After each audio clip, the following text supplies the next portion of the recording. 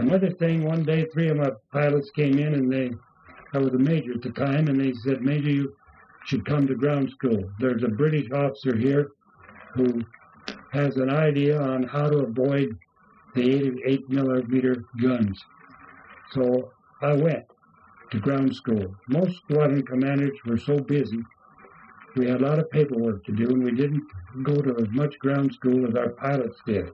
And this put pilots on a kind of a rough situation if the squadron commander was leading and didn't know as much as they did about the enemy. So I went there and learned what this fellow had to say.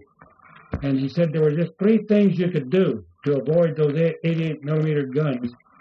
And he explained that there was an interception problem. He told us how many seconds it took them to get a bead on us, how long it took them to cut the fuse, get the thing up there to us.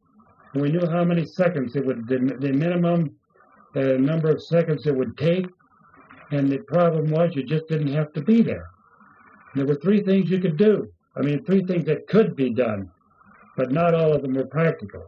You could change your airspeed. Well, if you changed your airspeed, you goofed up the whole formation. You could climb.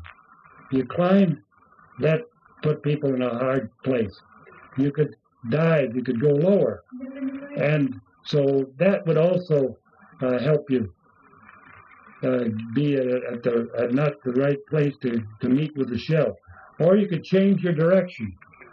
So what I used to do, which was different than the other, finally there were 28 squadrons over there. You see, that's 7 groups. And we didn't tell anybody else what we were doing.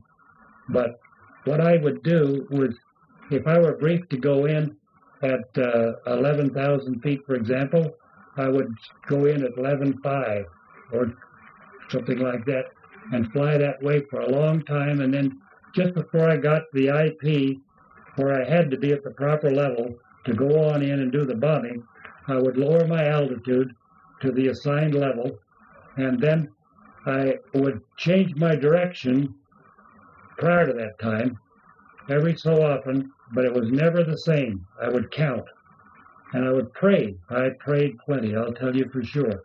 And I would just on impulse turn. And we'd get to the IP, we'd go in, we'd just have to take it for that last 20 to 30 seconds.